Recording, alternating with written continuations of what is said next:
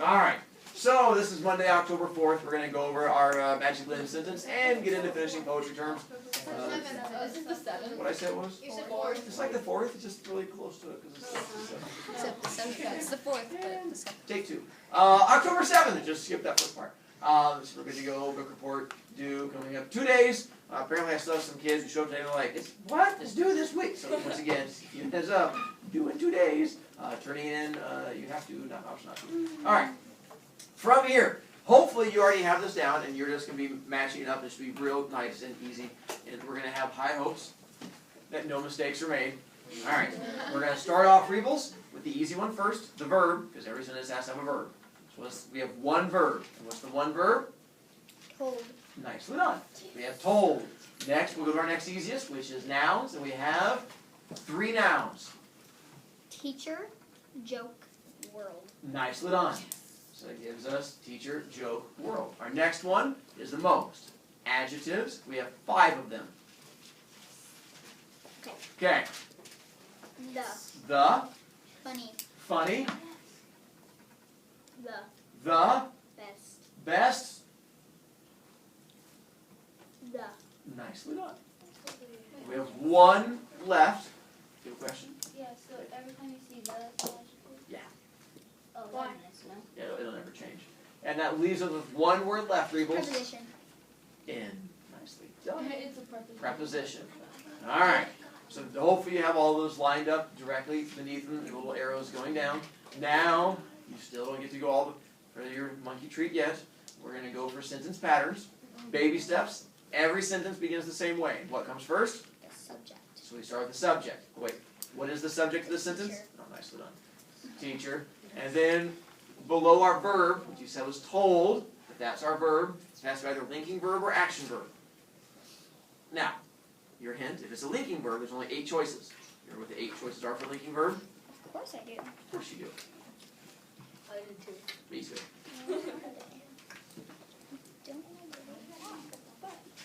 Bono? Have, had, has, be. Am, is, are, was, were. Nicely done. Those are your only choices when it comes to a linking verb. Nicely. Using that information, it's an action verb. We have one more thing in this sentence because we can answer this question. Anytime you have subject, verb, and it's an action verb, and you can answer what to the action verb, something has to come after it. In here we have teacher told. Well, teacher told what? Can you answer that? The joke. A joke. So then what does that make a joke? Or the best joke, I guess?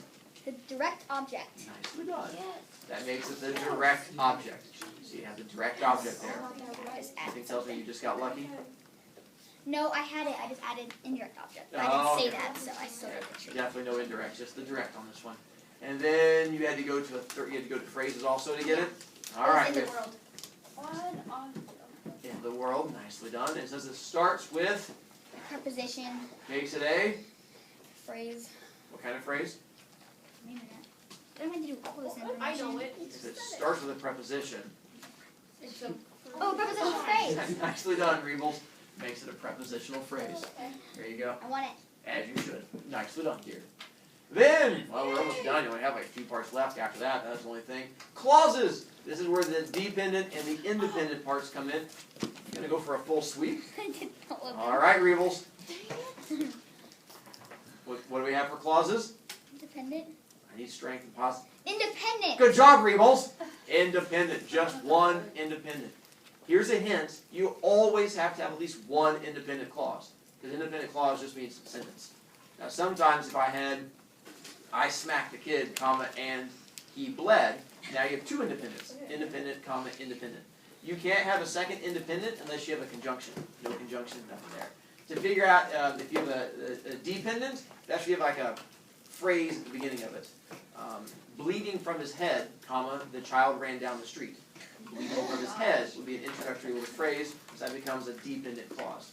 And then, coming down to here, what is our sentence type? Simple, compound, complex, compound, complex. Hammy? Simple. Nicely done. Simple. And then what type of sentence, Hammy? A declarative sentence. Nicely done. I said nicely done. Declarative. Next time, we'll have to do the same thing. You have to be able to get to 3 because Rebels has set a nice high level for you. So did and got them all right. Why didn't you volunteer? Because I was scared of it.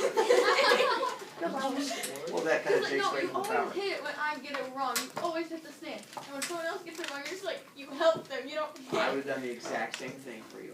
How about this? There's another chance for monkey snack coming up later. Okay. Today? That But was a you're monkey hitting treat. Monkey What do you snack. have? If you get it wrong.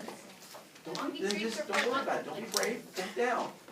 From there, I try to leave that up for a moment in case you guys didn't get a chance to finish copying it down. We're going to move on here as of like now. We updated the house points. All three teams have submitted the information, and the board out there has been updated. If you didn't see it, I have the picture of it to help you out. The race, good news and bad news. The race is much tighter. There's 20 points, 21 points between third place and first place. 6 points between third place and second place. So it went from like a 45-point difference down to a 20-point We're still in difference. third. The bad news is, next week, Oh, we are? there's a chance for each team to score 600 points. Oh my god. And so being ahead by 20 points will mean nothing in 1 week. And we'll talk about that in just a moment. But right now, in third place, not us. That's the Stars at 1,064. Ahead of them by only 6 points at 1,070. It's not us. Still not us. We're We, Our win! 6 points, 15 points. So we leapfrogged from third all the way into first place where we rightfully belong. Now, that's the good news. Now, how did we get there? Because we're amazing. Well, one, I'll show you the picture. You haven't seen the thing in the hallway. I decorated it to make it look awesome because And make the globies and stars here. I thought about putting little sad faces around it. But if we got there one time, if you guys stay in first place after next week's big event thing, then I'll put little frowny faces up there and little tears and stuff like that. Go to the I'm HS. going to show you in a second. These are the people who got us points. So to go through there, I wanted to thank them to help us out. This is what separated from our previous point total to this one. The pizza party, we had 5 more kids than the other teams. We had 73, they were at 68 and 70, so that helped a little bit. The solos, that was 8th graders. But at the choir concert, the 8th graders had solos there, and so they got us house points for that. Members of the school play, we had a couple kids do that for members of the school play. Net literacy, we had a ton. We were about half that team, or about half that club was all heroes. So that was a huge jump. That was like 45 points we got just for net literacy. Members of the dance team, we were about half of the dance team overall, which helped us out there too. Members of the scrapbooking club, we had 3. But you were a third of it, Moyer, so go you and 2 8th graders. So that's, every point counts. And then the last one was academic team, the Smart Kid Club. We were about half of that also.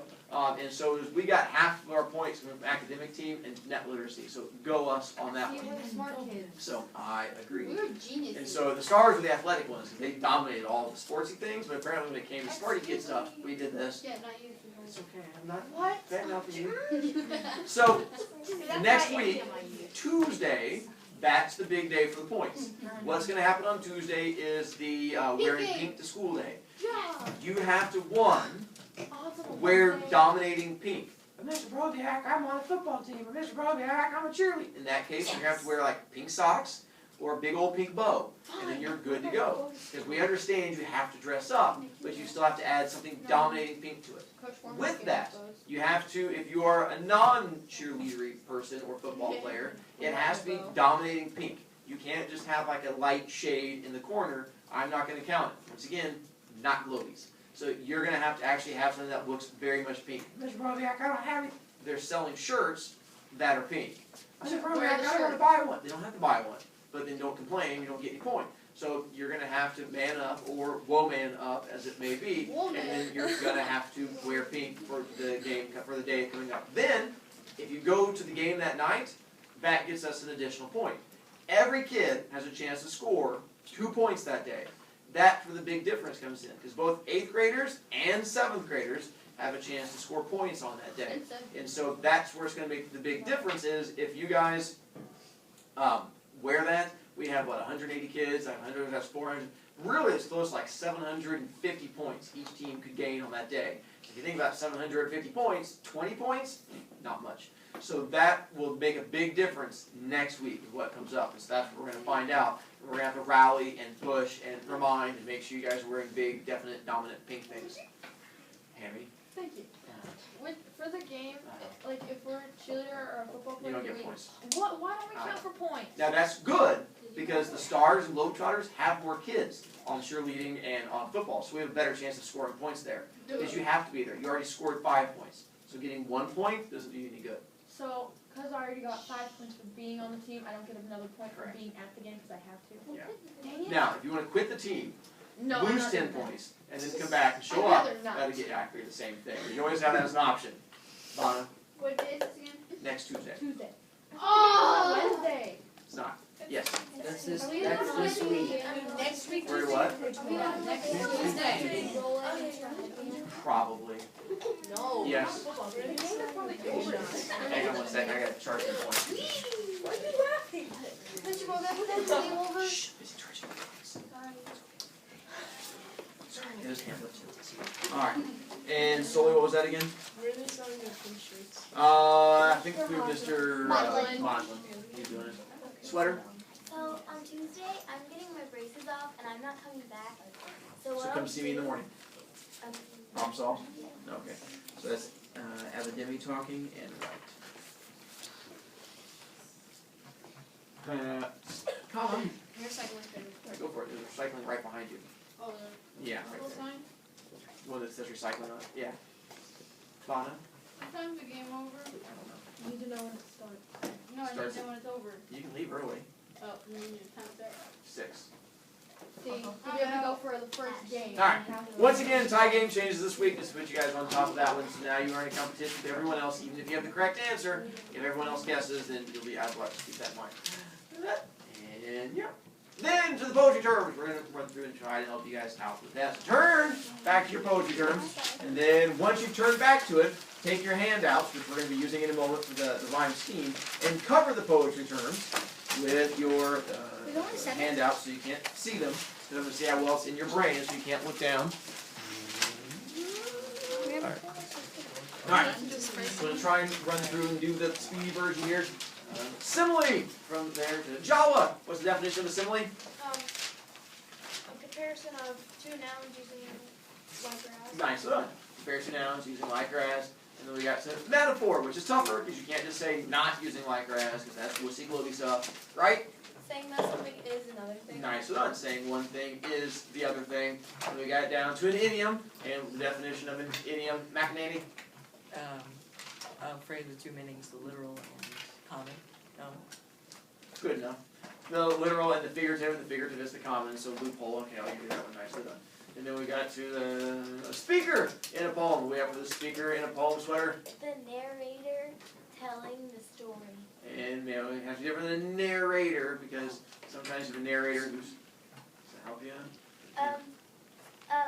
I know it. Good, me too. Starts with care, ends with character. The character Good job. in the story. Nice one. It has to be the character in there, because the narrator's just like to be the background talking the entire time. And that's where we have the grumpy from the poem 1 to 7. Then we got to stanza. And Yorn, what's a stanza? Nice one. Paragraph in a poem. And then we got to our new information, and that's where the refrain came in. Something new that we hadn't hit before. And what's a refrain? Shake? A phrase that's been repeated twice. Nice one. A phrase that gets repeated throughout a poem. That's where you have the Big Rock Candy Mountains, and then the dying kid, the Very on the Little Prairie, and then the what? The cat. There was like one line in the cat, but that works for me. And then rhyme scheme, and then that was where we just got to Moyer. Rhyming pattern. Nice one. And that's what we're going to practice doing real quick. A, B, B, C, C, D, D. So now you can turn back to the notes, but for the most part, you're going to take a look at your handouts. We're going to do the first one together, so you're not going to need a handout yet. You can just sort of look up here and help you out. What's that? You're not in the screen. Should be. As long as I'm. You're the very, I'm very There's like edge. half of you. I can barely see. There's half of you. You're barely ever on the screen. Yeah. Right, so to go through here to help you guys out, we're gonna, this one is not on your handout, this is on the back of your quiz, the purple one, which I think is like number 2, maybe number 3. It's on the back of that one, but you don't have to see it, this one's easy, so we can just do it together. It starts off you're going to go on the last word in each line. It's going to tell us how each line rhymes. Every rhyme scheme starts the same way. You always start off with the first letter of the alphabet assigned to the first line. And so the first line is always going to get what letter? A. Simple as that. Letter A. A. So eyes is assigned letter A. Does skies rhyme with eyes? Yes. You give it the same letter. Alright. Blouse, does that rhyme with eyes and skies? No. You give it the next letter of the alphabet, and that is? B. B. Does house rhyme with anything? What letter do you give it? B. When you jump to a new stanza, you don't start over. You keep on going throughout the entire poem. So goes, gives what letter? C. Toes, C. flower, D.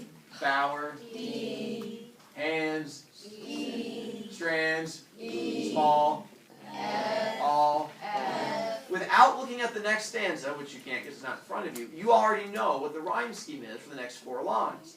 What's the rhyme scheme going to be for the next 4 lines? G. H. A. Nice one. Now take a look at your handouts to the poem caterpillar. And this is where we're going to have you practice writing stanzas down at a time. One of these stanzas is going to be worth a monkey treat.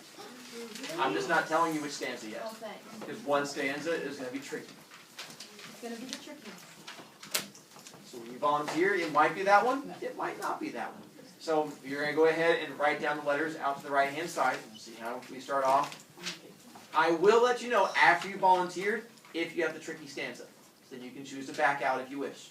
Jawa, the first one, go for it. A, B, C, C. Nice little one. A, B, C, C. And then you're going to want to make sure if you write the letters down, because when we go to the next screen, these letters won't be up there anymore, and it makes it tough to figure it out from there. Stanza number 2. Rusty, D, good, E, good, F, good. And remember, how do we pronounce this last word? again, Again, again, again, again. I'm telling you, again. So what letter do you give it? O, Not O. F, good job. F would be a completely different, I mean, O is a different letter. Nice one. So you have A, B, C, C, D, E, F, F. Doyle. and then G, H, I. Nice one. G, H, I, R, I. Where? But caterpillar and helter skelter rhyme. Not enough for me to go with. I know they're close, but it's more of a caterpillar and helter skelter. That's close, but I probably wouldn't go with it. I like what you're thinking. Way to be on top of things. Peterson, you volunteering for the next one?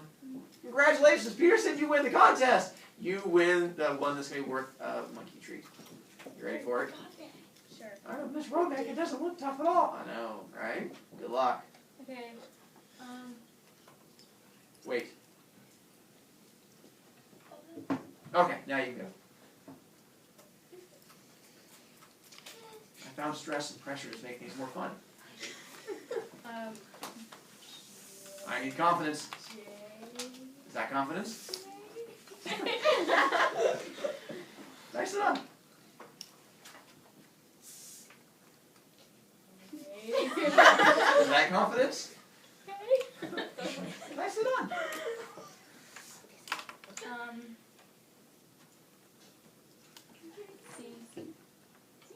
C. Right, why do you say C? Because it's spraying away or at the top. Nicely done, Peterson. JK, CC. Because you have to go all the way back to the first stanza and know that at any time they can make that, Mr. Broviak, it's the same word. I know. That should make it really easy on you, shouldn't you? Nicely done. And then you go back. JK. JK, I know. Yeah, no, serious. How ironic. Then keep going from there. Epidemi, the next one. Oh. No, not K. We already did that. Was up here. N. Good. We skip L. No, it's just taunting.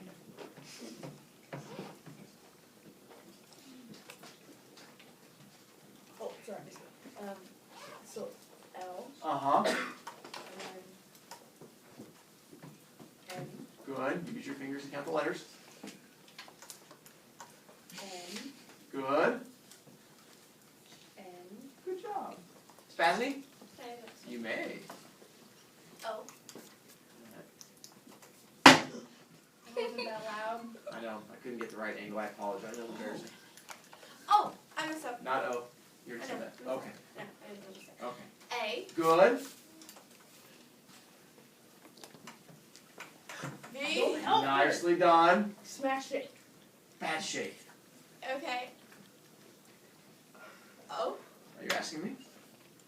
O. Good. And O. nicely done.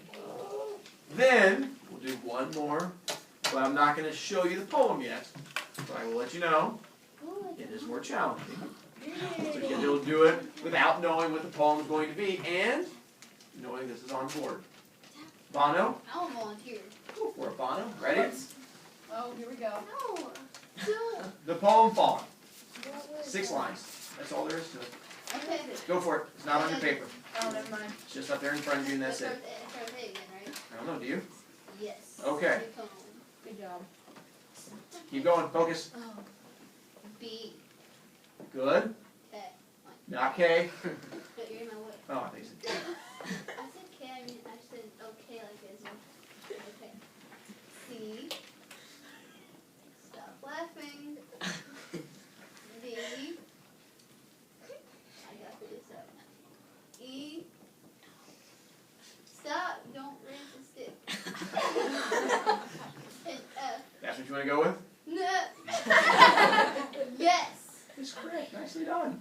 Anytime you have a poem where none of the lines rhyme, you just go through the alphabet. A, B, C, D, E, F, G, stuff like that. So in a poem like Fawn, you go through it, there's no rhyming whatsoever. She was Nicely stuttering done. with it too. I didn't. And yet she still got her monkey treat. Yep, I did. That's rhyme scheme. Simple as that. Next up, figurative language.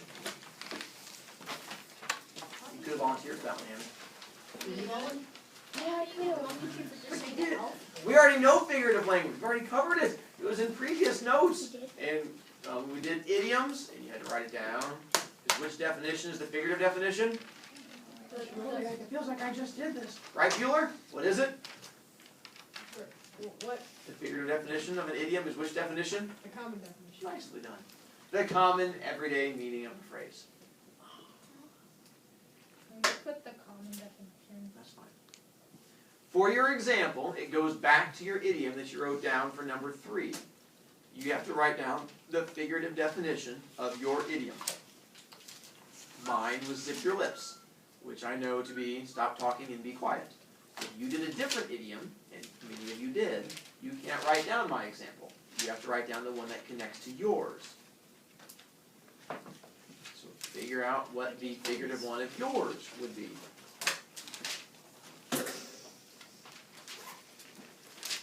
If number 8 is figurative, what's number 9 going to be? Literal. Nicely done. If figurative is the common meaning of a phrase, literal is? Sweater. Well, I'm going to say this because I got this definition for idiom. So, the word for word definition. Good job. The word for definition. Once again, this goes back to what you have written down for your idiom. Knowing you cannot reuse the same nouns and verbs. Peterson. Can we go on the next page? Next one more page, that's fine. Just make sure on the left hand side. You know, it's the same way you just did. Which side of the notebook were you just writing on? So you just put the paper over, and then writing on that exact same, there you go. Much easier that way. Yes, dear. It's stuck. Here. I can knock it loose if you want. Yeah, no, thank you. And then mine was put a metal, for unzip your lips, I put a metal closer on your skin flaps and move it. Because I can't use zip and I can't use lips, so I had to think a way of saying the zip. So I figured metal closer. I can't say lip, so I put skin flaps. Figured it works. Creative. You're a genius, Mr. Broviak. I know, yes. And I have a good hair. I got it. Did you say anything good hair day? Good haircut. I always have a good hair day. Oh. I bring it. Number 10. Wait. Yes. What do you need from this? You already have it written down on the other page. You wrote down your idiom notes. You're just moving it from one spot to another and repeating it. You don't need my definition up there. Use your own definition. What's There's number nothing 10? up there that you need. Miss Broviak, I'm lazy. I want to think on my own. I know, that's why I'm torturing you. So now, let's go to number 10. There's 11. Uh-huh. Hopefully. I thought that was 12. There's 11. Alliteration! We've already, now, there is one small change to alliteration, typically. Because what's the definition of alliteration?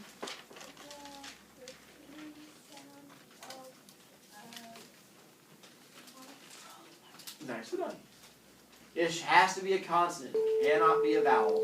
My lord. And there we'll I stop. can't finish. Tomorrow, we'll finish out the last little bit, and we'll get into our fun irony poems and get into irony in general. Those of you who owe me things, make sure you get them to me so I don't have to torture you. Book report due Wednesday. Bring your big literature book on Wednesday and Thursday, and I think that's it.